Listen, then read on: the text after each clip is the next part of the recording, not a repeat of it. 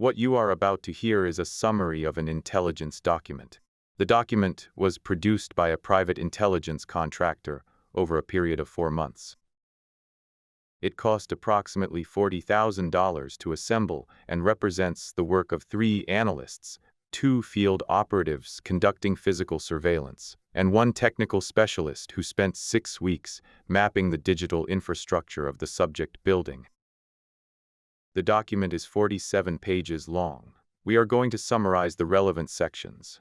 The building in question, Mercy Ridge Medical Center, Portland, Oregon, a 340-bed regional hospital occupying a 6-story structure on the city's east side. The document covers the building's physical layout, security systems, staffing patterns, communication infrastructure, external response protocols. Critically, a complete accounting of every individual who would be in the building during the operational window. The document is, by every professional standard available, excellent work. The analysts were thorough. The surveillance was precise. The technical mapping was comprehensive. The document has 1 error. A single name is absent from the overnight staff roster included on page 32.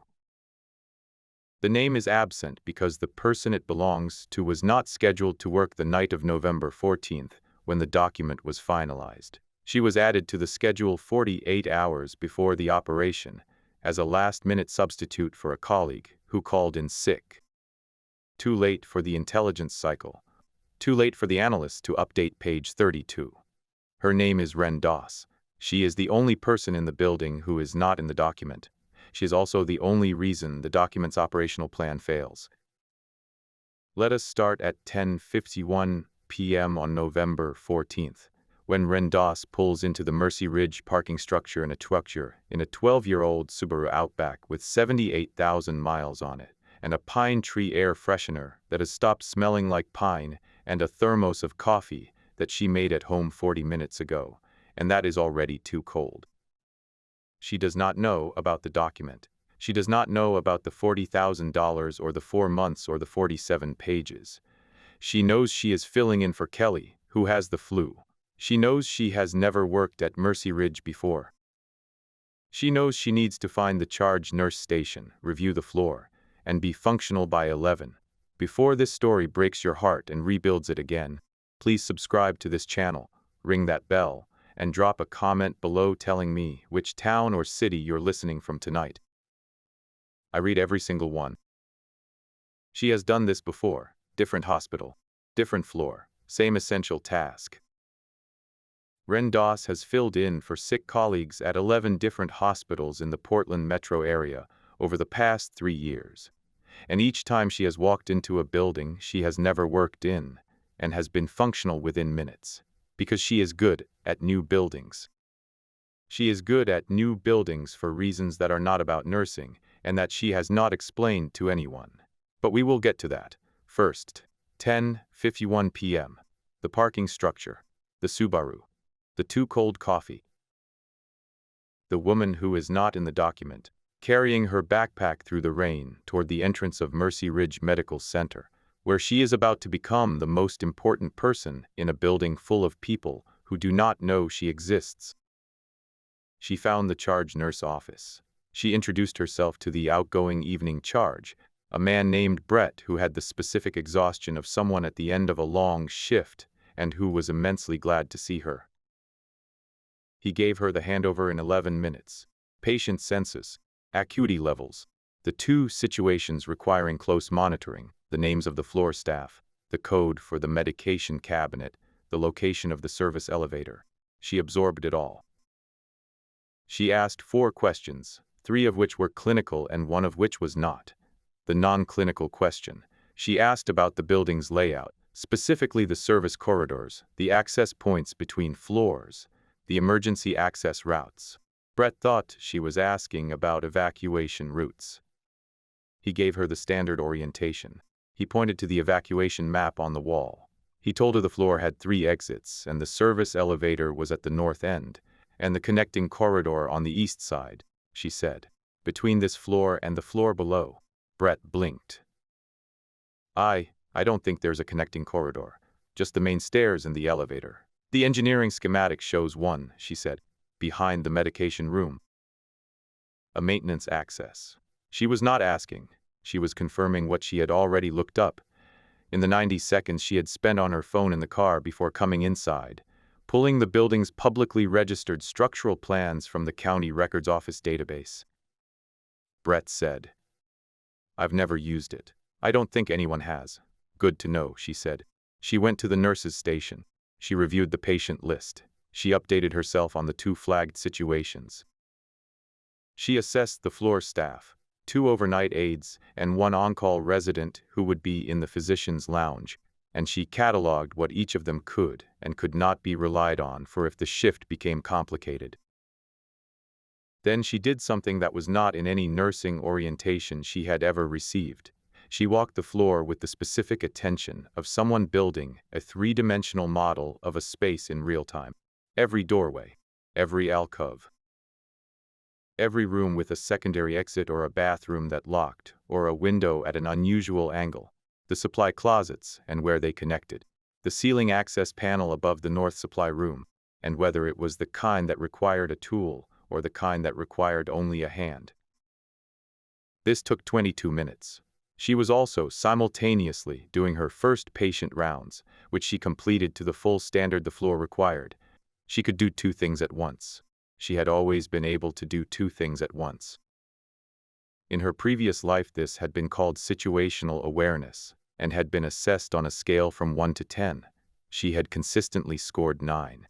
By 11:37 p.m., she had the building, not the whole building, but her floor. The floor she was responsible for tonight. She made herself a cup of tea. She sat at the nurse's station. She pulled out the paperback she always carried in her backpack. She did not open it. She looked at the cover for a moment. Then she put it away.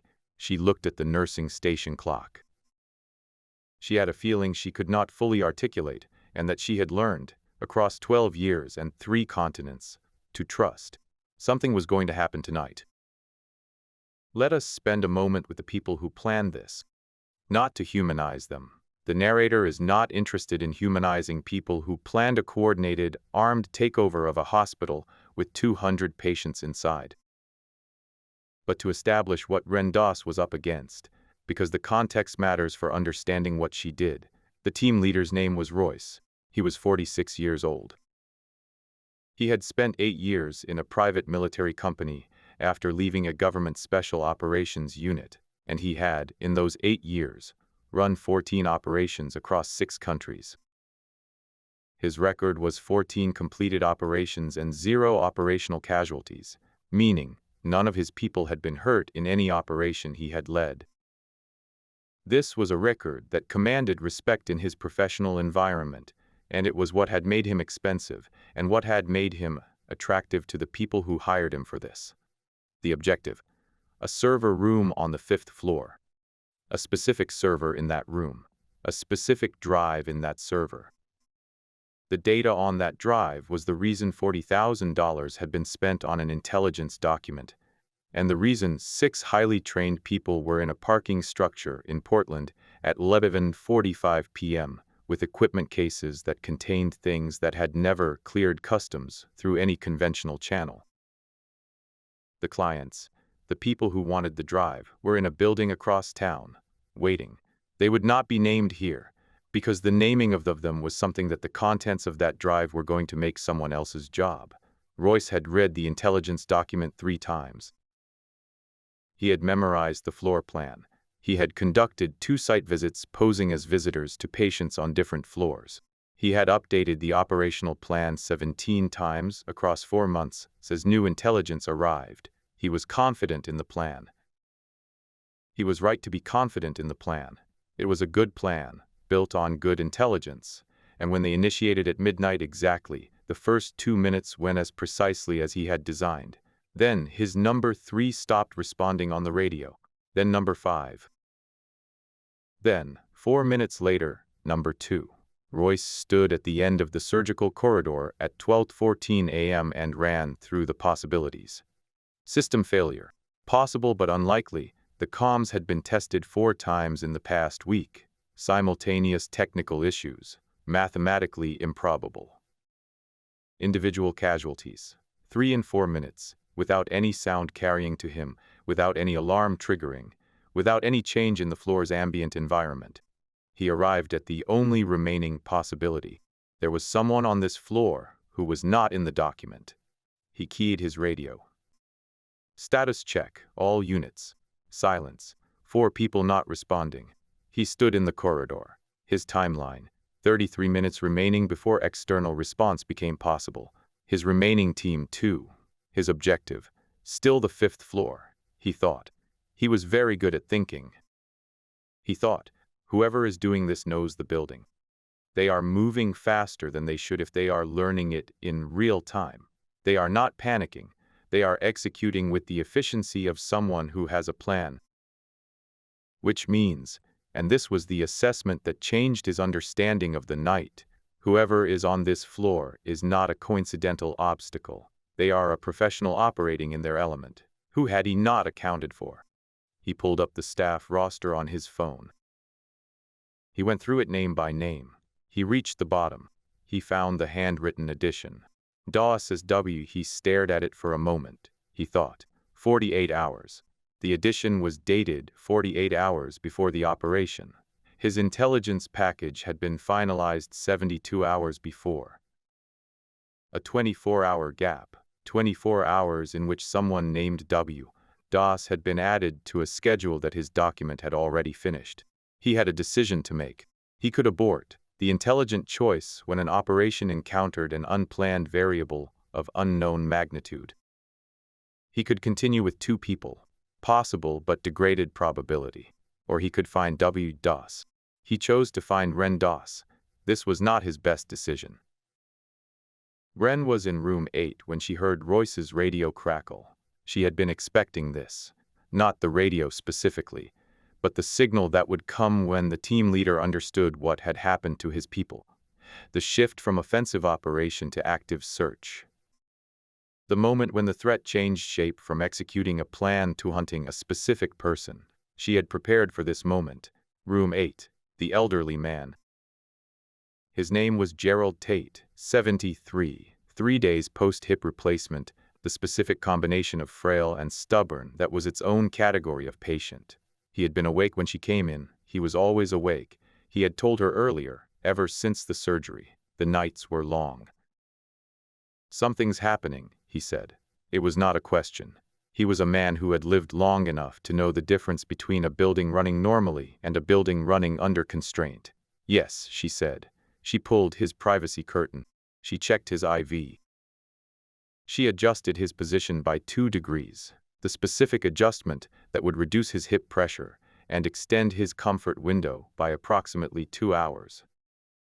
She did this automatically, the way she did everything clinical automatically, the clinical brain and the operational running on separate processors. Are you going to be all right? Gerald said. She looked at him. Yes, she said. I can tell, he said, that you are one of those people who has handled situations like this before. I don't know exactly what that means about you, but I can tell. She was quiet for a moment. There is a man who will come to this door, she said. If that happens, he may knock or he may simply open it. He will ask about me. Tell him you have not seen me. Tell him you have been asleep. You do not need to be brave or clever, just confused and groggy, which is entirely believable at this hour, and then he will leave. Gerald looked at her. And you, he said. I'll be nearby, she said. She pulled the curtain. She turned off his room light. She moved to the doorway. She looked at him once more. The man lying in the dark, his hip healing, his face carrying the specific composure of someone who had lived long enough to trust competence when he saw it. Sleep if you can, she said. I never can, he said. But I'll stay quiet. She went back to the corridor. She grew up in Tacoma, Washington, the daughter of a nurse and a longshoreman, which gave her 2 specific inheritances: the instinct for physical work and the instinct for human care, which she carried simultaneously and which had, it turned out, a combined application that most people who gave her career guidance in her early life had not anticipated. She enlisted in the Army at 20. Not with a specific plan. She knew she wanted medicine. She knew she wanted to be good at something difficult, and the Army's medical track combined both with the addition of a third element she had not known she needed until she found it: the requirement to be good at medicine in the worst possible conditions. She had recognized, the first time she encountered this requirement, that it was the one she had been looking for. She was assigned to the 75th Ranger Regiment as a combat medic. This was not the standard assignment for her role, and she was the youngest person and one of the few women to hold it at the time, and both of these facts produced the specific dynamic that had always produced by her existence in environments that were still learning how to account for her, which was, people underestimated her until she gave them specific and undeniable evidence that they should not, at which point they stopped underestimating her and began relying on her in the way you relied on equipment that had been tested beyond its rated capacity and found not to fail. From there, a classified unit, the details of which the narrator is not going to provide, because the classification is not merely official but genuine.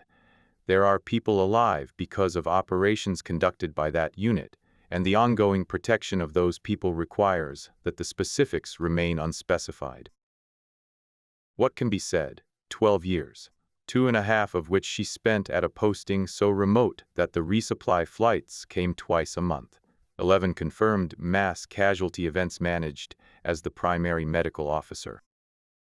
A field modification to a trauma protocol that is now standard practice in 3 branches of the military, though the modification is attributed in the official record to a team rather than an individual. She came home at 32. She did not find coming easy. This is true of most people who have spent significant time in high-intensity operational environments, and it is true of Ren Doss, and the specific difficulty of her return was one she managed with the same methodical attention she brought to everything else. She identified the problem, she assessed the available resources, she made the decisions that were available to her, and she moved forward.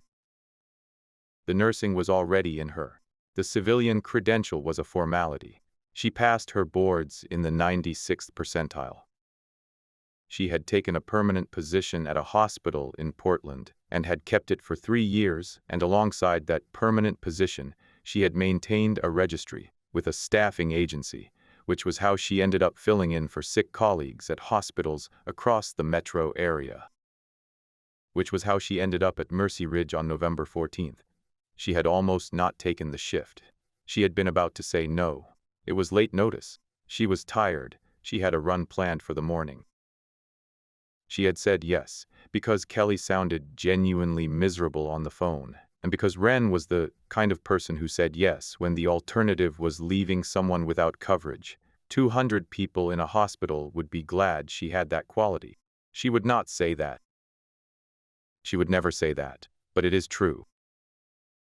Ren was in position at the junction of the East Corridor and the medication access passage when Royce appeared. He had been systematic. She had heard him moving through the floor, checking rooms, the specific pattern of someone who was searching rather than sweeping. He was looking for her specifically now. She had known this from the change in his movement pattern approximately 6 minutes ago, and she had used those 6 minutes to move the last 2 mobile patients to secured positions and to complete the one clinical task that could not wait, a medication adjustment for the woman in room 12, who was 3 hours from her next scheduled dose, and who, if Ren was occupied for those 3 hours, needed to have the adjustment made in advance. She had made it. She had updated the chart. She had gone to the junction. Royce came around the corridor corner. He stopped. She had positioned herself correctly, in the light, visible, not concealed. Concealment at this stage would have communicated that she was not confident in an open confrontation, which would have been inaccurate, and which would have changed the dynamics of what was about to happen in ways she did not want. He was exactly what she had inferred from the radio traffic and the movement patterns, compact, controlled, the specific bearing of someone who had been managing operations for a long time.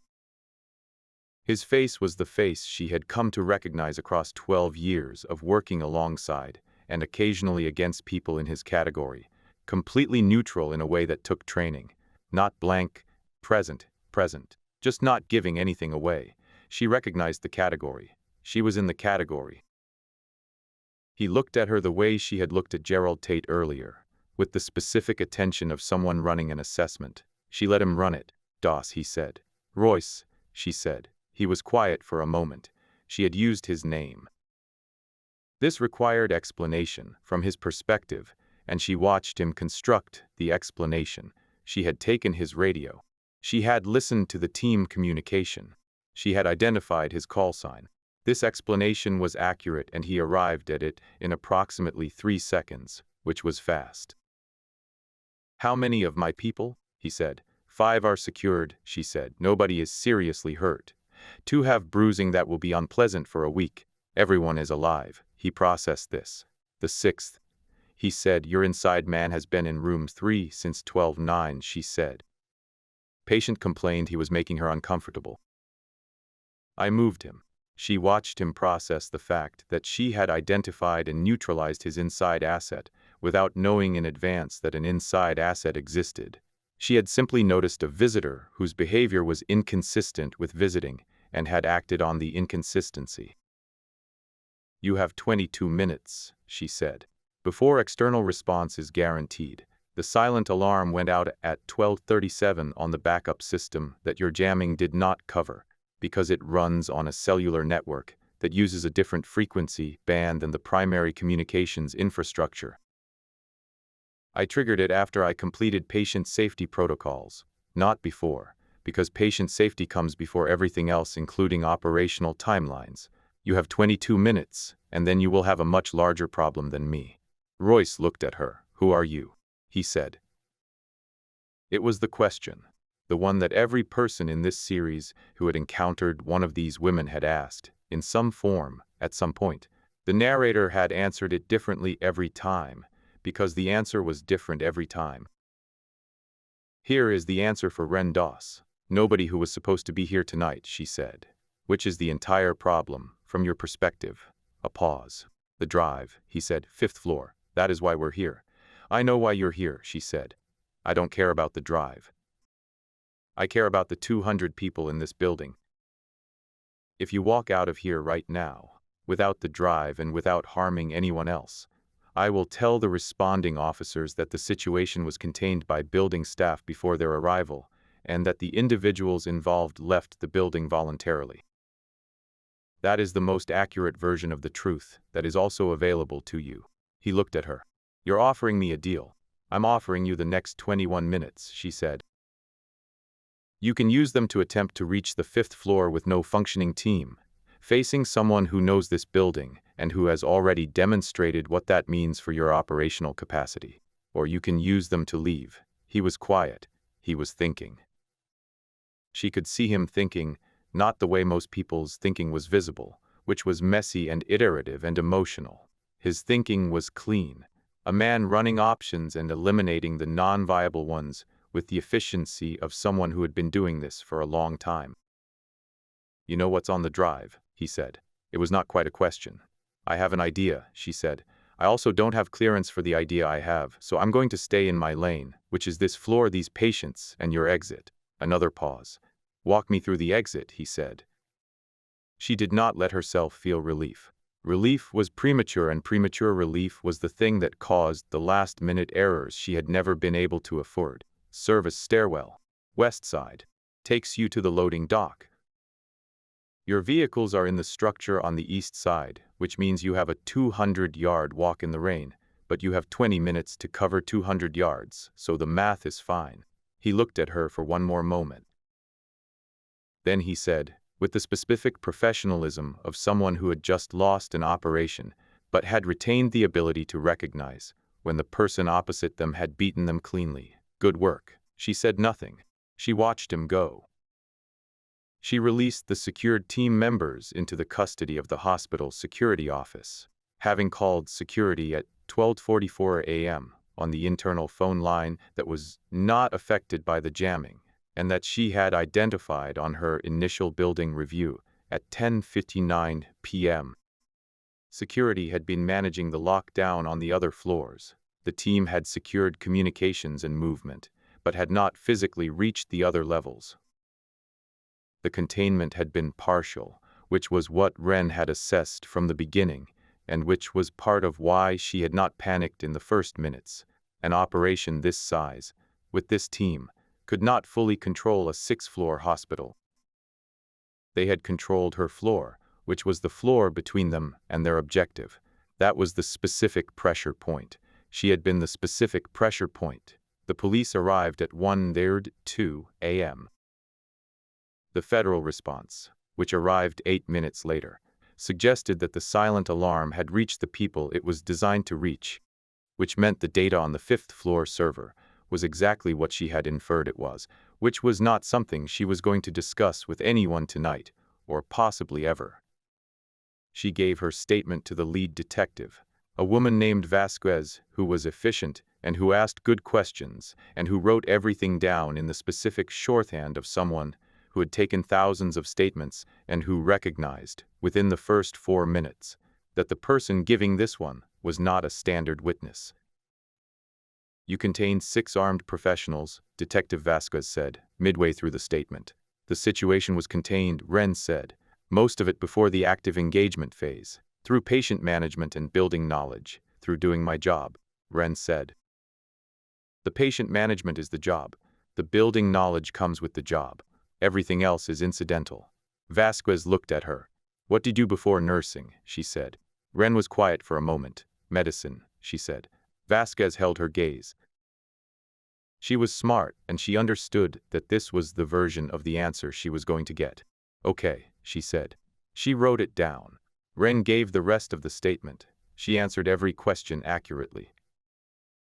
She omitted the conversation with Royce entirely, not because it was strategically necessary to omit it, but because his choice to leave was the correct choice, and documenting it served no operational purpose, and was she had decided in the 4 seconds she spent considering it, information that could cause more complications than the cause was worth. He had left. The building was safe. The patients were safe. The drive on the 5th floor, she did not know what was on it, officially. The people who needed to know about the drive on the 5th floor would find it through the investigation. That was their job. Her job was the floor. She went back to the floor. The rest of the night was, by any external measure, a normal overnight shift at a hospital that had experienced a significant security event. From inside it, it was Ren's floor and her patients and the specific work of ensuring that the disruption to the overnight routine had not caused any clinical consequences that needed to be addressed. She checked every patient. Not the perfunctory post-incident check, the full assessment, vitals, pain levels, the specific question of whether the stress of the previous 2 hours had produced any physiological events in patients whose clinical pictures made them vulnerable to stress-related deterioration. 2 patients needed specific interventions. She provided them. She documented both. Room 8, Gerald Tate, awake, as she had known he would be. She came in and she sat in the visitor's chair, not beside his bed, the chair, the one that visitors sat in, that she had never sat in before in any of her patient interactions this night, because sitting had not been available. Now it was. He looked at her with the specific expression she had come to associate with him, direct, unhurried, the look of a man who was not going to pretend he had not been paying attention. "Did you handle it?" he said. She said. "Were you afraid?" She thought about this honestly because Gerald Tate deserved honest answers. "Not of the men," she said, "for the patients. That's a different kind." He nodded. He understood the distinction. "You said you'd be nearby," he said. "You were." "I was," she said. "Why?" he said. "You didn't have to be here tonight. You were filling in. Nobody would have blamed you for, I don't know what the right word is, for not doing whatever it is you did." She thought about this too. About Kelly with the flu. About the phone call she had almost declined. About the too cold coffee in the Subaru and the pine tree air freshener that had stopped smelling like pine, and the feeling she'd had at 11:37 p.m. that something was going to happen. 200 people, she said. Someone had to. Gerald looked at her.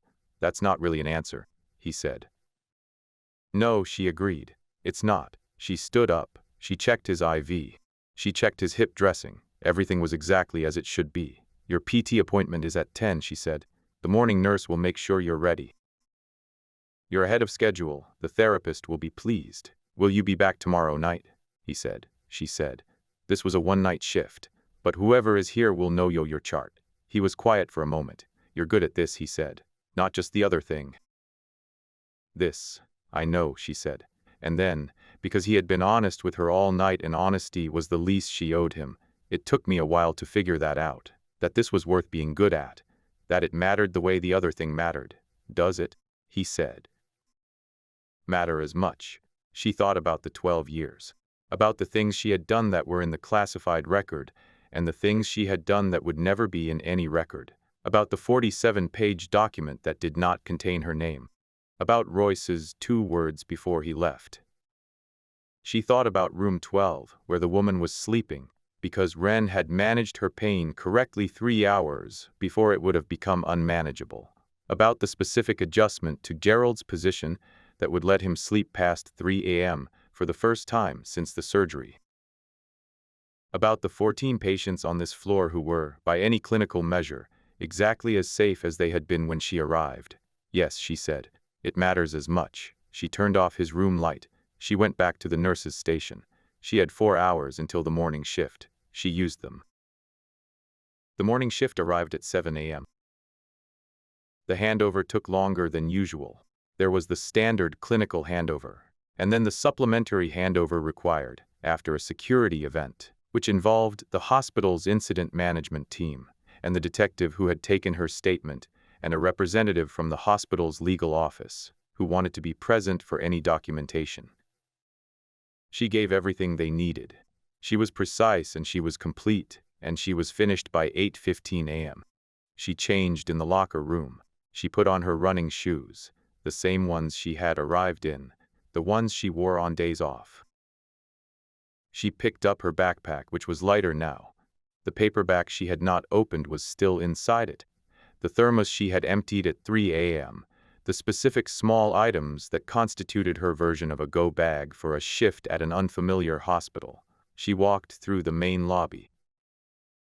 The hospital was in its morning mode, the daytime shift building toward full activity, families arriving, the specific energy of a building coming fully awake. The lobby had a quality she recognized, the quality of a place that had been through something the previous night, and that was, this morning, continuing, not pretending the something had not happened, just continuing, which was the only available form of resilience. She walked through the exit. The Portland rain had started again. Not heavy, the fine gray mist that the Pacific Northwest produced in November as a kind of ambient condition rather than a weather event. She stood at the top of the hospital entrance steps for a moment. The city was wet and gray and going about its business, which was what cities did, which was what cities had always done. She walked to the parking structure. She found her Subaru. She got in. She looked at the pine tree air freshener for a moment. Then she reached into her backpack and took out her phone. 3 missed calls, all from the same number, not a number in her contacts. A number she knew the way she knew the architecture of every building she worked in, by having absorbed it completely a long time ago, and by finding that it did not leave. She looked at the number for a long time. She thought about the drive on the 5th floor. About Royce, who had asked her if she knew what was on it. About the federal response that had arrived 8 minutes after the police, which was faster than it should have been from a cold start, and which was consistent with a response that had been partially pre-staged. She thought about 48 hours. The window between when she had been added to the schedule and when the intelligence package had been finalized. 24 hours in which she had been, apparently, the one variable that someone had not seen coming, or had seen coming and had arranged. She sat with this possibility. She had been sitting with this possibility at a level below conscious thought since 11:37 p.m., when she had felt the thing she could not articulate, the feeling that she was not here by accident. That the sick colleague and the late schedule change and the too cold coffee had been, possibly not entirely random. She did not know if this was true. She did not have enough information to know if it was true. She was the kind of person who required information before arriving at conclusions, and she did not have enough, and so she held the possibility and did not close it. She looked at the missed calls. She put the phone face up on the passenger seat. She started the car. She drove out of the parking structure and into the Portland morning rain, down the hill from Mercy Ridge, through the streets she had been driving for 3 years, past the coffee shop she liked and the bridge over the river and the park where she ran in the mornings. She drove home. She did not return the calls, not yet.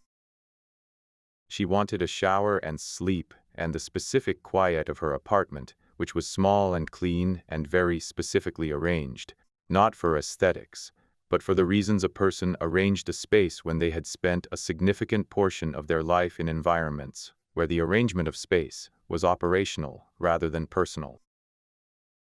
She wanted, before she made any decisions, to be in her own space, thinking her own thoughts, without the weight of the night still on her hands. She got home. She showered.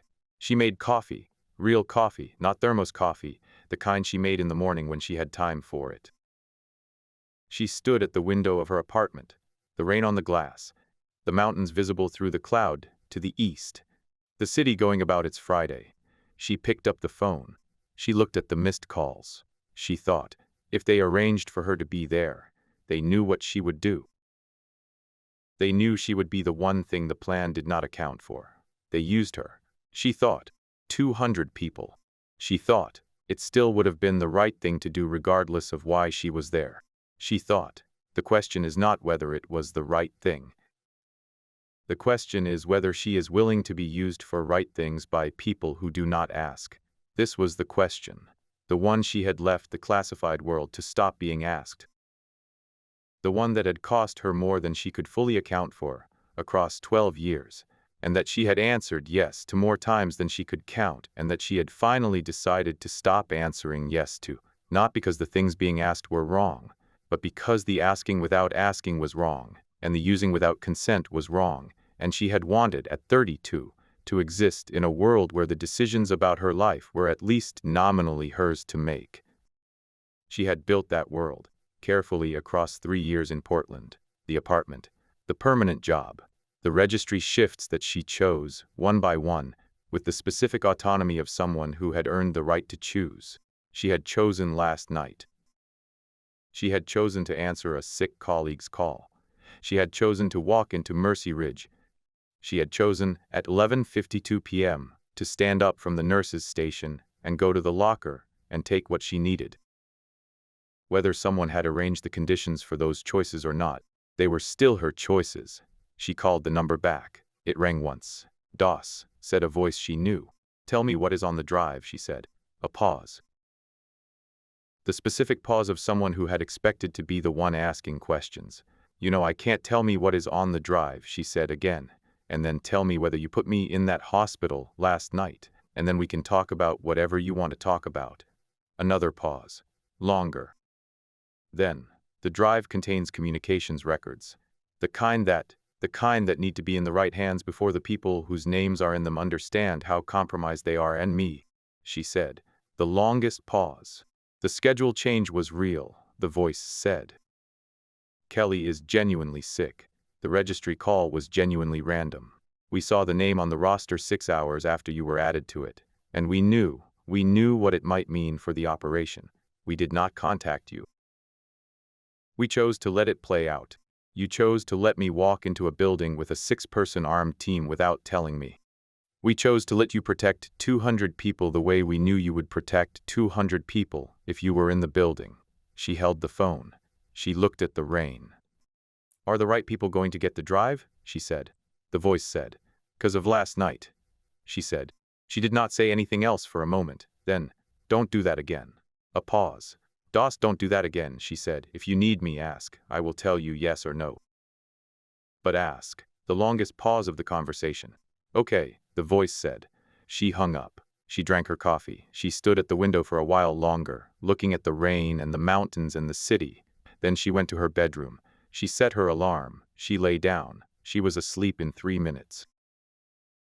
The 47-page intelligence document was ultimately recovered by federal investigators as part of the post-incident analysis. They found it thorough. They found it professional. They found it, in every particular except one, accurate. The investigators who reviewed it noted the handwritten addition at the bottom of page 32. They noted the date of the addition, 48 hours before the operation. They noted that the addition was in different ink from the printed document, and that it had clearly been made after the document's finalization. One investigator, a woman who had been doing this work for 20 years, looked at the addition for a long time. She had reviewed the incident report. She had read Rendas's statement, which was precise and professional and notable for what it did not say as much as what it did. She had also, in the course of the investigation, pulled Rendas's personnel records from the staffing agency that had placed her. The records showed 3 years of registry shifts, 11 different hospitals, consistently rated as excellent, no incidents, no complaints, the most unremarkable possible professional record, except for the gap, the years before the nursing certification, the gap that said, time between careers. The investigator had seen this gap in personnel records before, in the records of certain specific kinds of people. People whose previous careers did not appear in standard databases, not because they had never had careers, but because their careers were in databases that this investigator's clearance level did not reach. She had pulled the thread as far as her clearance allowed. She had reached a wall. She had filed her report. She had included a note, standard notation for when an investigation reached a boundary it could not cross, that indicated further review would require elevated clearance. The further review never happened. Or if it happened somewhere the investigator could not see. Rendas remained in the report as night charge nurse, Mercy Ridge Medical Center, one night's substitute placement, acted to contain security threat, full cooperation with investigation. The document, the 47-page intelligence package, was entered into evidence. Page 32 remained the most examined page in the file, the handwritten name at the bottom. Doss Dogu, the analysts who had produced the document were, in their professional debrief, asked how a name could be missed. They explained, the intelligence cycle had a cutoff. The schedule change occurred within the window that the cutoff excluded. It was not negligence. It was the mechanics of a timeline. One name, the debriefer said. One name, the lead analyst confirmed. The debriefer was quiet for a moment. How many people were in the building? He said. Approximately 200, the analyst said. And one name changed everything. One name, the analyst said, changed everything. The following Wednesday, Ren took another registry shift. Different hospital, different floor. A surgical ward on the west side of the city, a building she had never worked in. A colleague whose name she did not know yet who called in sick with a stomach bug. She drove there in the Subaru. Pine tree air freshener still not smelling like pine. Coffee in the thermos, this time hot enough. She parked. She went in through the staff entrance. She introduced herself at the charge desk. She received the handover. She asked about the layout, specifically the service corridors, the access points between floors, the emergency access routes. The outgoing nurse pointed to the evacuation map. Ren asked about the maintenance corridors. The outgoing nurse said she was not sure. She would ask facilities. That's okay, Ren said. I'll find them myself. She picked up the patient list. She picked up her stethoscope. She began her rounds. The floor was quiet. 17 patients, most of them stable, 2 requiring monitoring. The kind of night that the job had many of. The good nights, the ones where nothing dramatic happened, and the work was simply the work. She moved through the rooms with the full quality of her attention. Each patient, each name, each specific human situation that required a specific human response. At 1:30 a.m., the floor was quiet, and she was at the nurse's station, and everything was fine. She pulled out the paperback from her backpack. She opened it. She found her page. She began to read. She read 3 paragraphs before the familiar feeling arrived, the one she had learned not to dismiss. She looked up from the book. She looked at the corridor. Quiet. Ordinary. Nothing visible. She folded the corner of her page. She put the book away. She sat up straighter. She was probably wrong. Most nights, she was wrong. Most nights, the feeling was just a feeling and the shift was just a shift, and she drove home in the Subaru and slept and ran in the morning, and the world did not need her to be anything other than a nurse. Most nights. She watched the corridor. She was ready for whichever night this was.